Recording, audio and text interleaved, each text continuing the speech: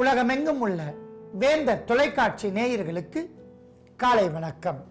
அன்பான நேயர்களே, நாம் மூலிகை மருத்துவம் என்கிற நிகழ்ச்சியின் மூலம் ஒவ்வொரு நாளும் பல அரிய நோய்களுக்கு எளிமையான முறையில் அற்புதமான மருத்துவ குறிப்புகளை பார்த்து வருகின்றோம்.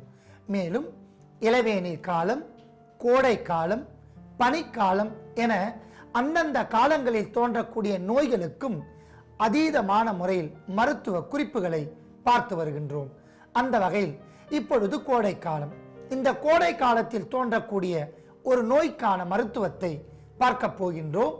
அதீத உடல் உஷ்ணத்தால் ஏற்படும் பல தீயவைகளை விலக்கிக் கொள்வதற்கான ஒரு எளிமையான மருத்துவ குறிப்பு.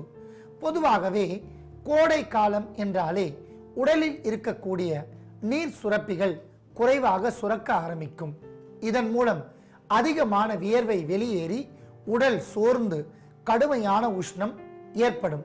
அதை எளிமையான முறையில் தணித்து கொண்டு உடலை ஆரோக்கியமாக வைத்திருப்பதற்கான மருத்துவ குறிப்பிற்கு செல்லலாம். பொதுவாக இந்த நோய் ஏற்பட்டால் அதற்கான காரணங்கள், அறிகுறிகள் என்னவென்று பார்க்கலாம். ஆண்களுக்கு அதிவிரைவாக விந்தணுக்கள் நீர்த்து சென்று விடும்.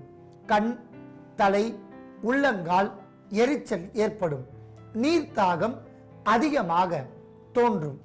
இதற்கான காரணங்கள், அளவு கடந்த வெயிலில் பயணம் செய்யும் போது இரத்தம் உஷ்ணமாகி இரத்த கொதிப்பும் ஏற்படும். அன்பான நேயர்களே, இந்த நோயை முற்றிலும் நீக்கிக் கொள்வதற்கான சில எளிய மருத்துவ குறிப்பை பார்க்க போகின்றோம். அதற்காக இன்று நாம் எடுத்துக்கொண்ட மூலிகை ஜீரகம், கருஞ்சீரகம், காட்டு ஜீரகம், சீரகம் என பல வகைகள் நமக்கு கிடைக்கின்றன. ஒவ்வொரு வகையான சீரகமும் அளப்பரிய மருத்துவ குணங்களை கொண்டது. அன்றாடம் நாம் சமையலுக்கு பயன்படுத்தக்கூடிய சீரகம் உடலில் பித்த நோய்களையும் உடல் உஷ்ணத்தையும் தணிக்கும். கோடை காலத்தில் தோன்றக்கூடிய அத்தனை நோய்களையும் அற்புதமான முறையில் தணித்துவிடும்.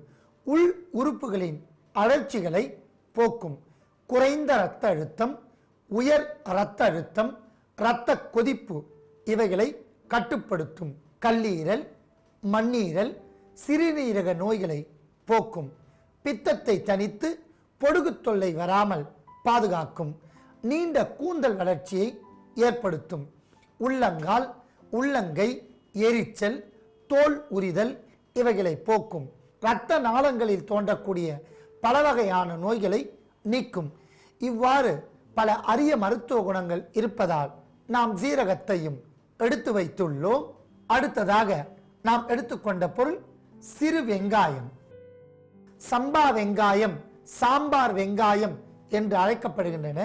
சிறு வெங்காயத்தை மேல் தோல் நீக்கி எடுத்து வைத்துள்ளோம். வெள்ளை வெங்காயம், வெங்காயம், சிறு வெங்காயம், காட்டு வெங்காயம், நரி வெங்காயம் என பல வகைகள் நமக்கு கிடைக்கின்றன.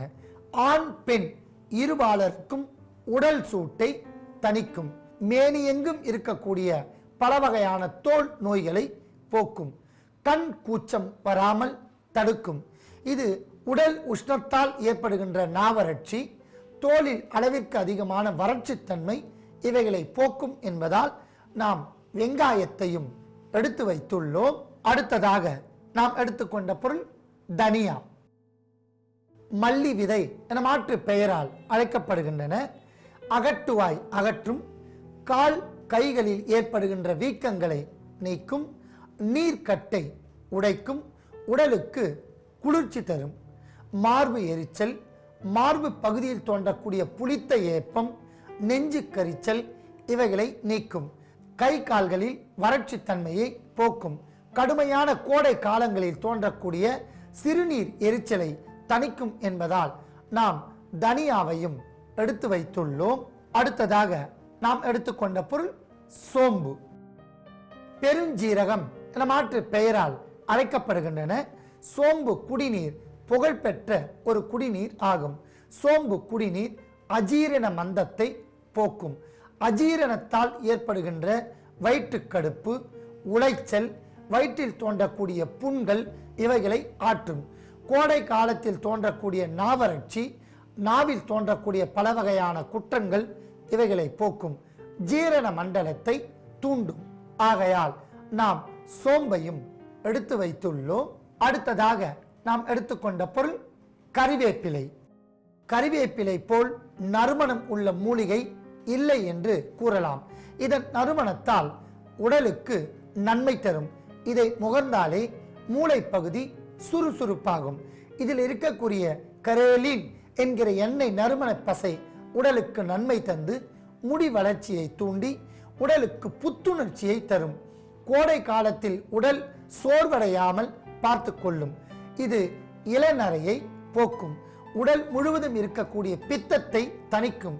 ஆகையால் தான் கறிவேப்பிலை துவையலாக சாப்பிடும்போது நாவில் இருக்கக்கூடிய டேட்ஸ் பட்ஸ் என்று சொல்லக்கூடிய சுவை அரும்புகள் மலரச் செய்து பித்தத்தை நீக்கி நாவில் படியக்கூடிய மாவு பொருட்களை நீக்கி உடலுக்கு நன்மை தரும். ஆகையால் கறிவேப்பிலையும் எடுத்து வைத்துள்ளோம். அடுத்ததாக நாம் எடுத்துக்கொண்ட பொருள் கொத்தமல்லி. தனியா தழை என்று மாற்று பெயரால் அழைக்கப்படுகின்றன. சிறுமூளையில் ஏற்படுகின்ற அத்தனை பாதிப்புகளையும் நீக்கும். மது பிரியர்களுக்கு இது ஒரு அற்புதமான மருந்து. மது குடிப்பதை படிப்படியாக குறைக்கும். இது சிறுமூளையில் தோன்றக்கூடிய பல நோய்களை நீக்கி பசி தூண்டியாக செயல்பட்டு ஜீரண உறுப்புகளை பாதுகாக்கும். கோடை காலத்தில் அதீத உடல் உஷ்ணத்தால் ஜீரண உறுப்புகள் பாதிக்கப்பட்டு சிறுநீரில் சிறிது துர்நாற்றம் வீசும். அந்த துர்நாற்றத்தை போக்கி சிறுநீர் எரிச்சல் வராமல் பாதுகாத்து ஜீரண மண்டலத்தை ஒழுங்கான முறையில் பாதுகாக்கும் என்பதால் நாம் கொத்தமல்லியும் எடுத்து வைத்துள்ளோம். அடுத்ததாக நாம் எடுத்துக்கொண்ட பொருள் இஞ்சி. அல்லம், அலர்க்கம் என மாற்று பெயரால் அழைக்கப்படுகின்றன. மேல் தோல் நீக்கப்பட்ட இஞ்சி பல வகையான நோய்களுக்கு அருமருந்து.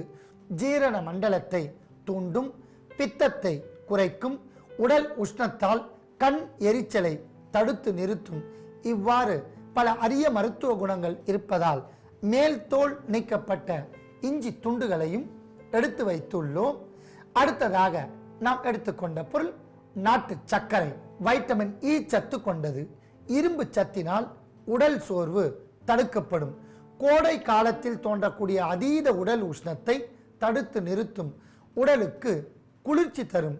அதீதமான முறையில் வயிற்று வலி வராமல் பாதுகாக்கும். அடிவயிறு உஷ்ணத்தை தணிக்கும். இயற்கை இனிப்பு என்பதால் பக்க விளைவுகள் இல்லாமல் உடலில் சர்க்கரை நோய் ஏற்படுத்தாமல் தடுத்து நிறுத்தும் என்பதால் நாம் நாட்டு சர்க்கரையும் எடுத்து வைத்துள்ளோம். அன்பான நேயர்களே, ஒவ்வொரு பொருளையும் தனித்தனியாக அளவுகளின்படி எடுத்து வைத்துள்ளோம்.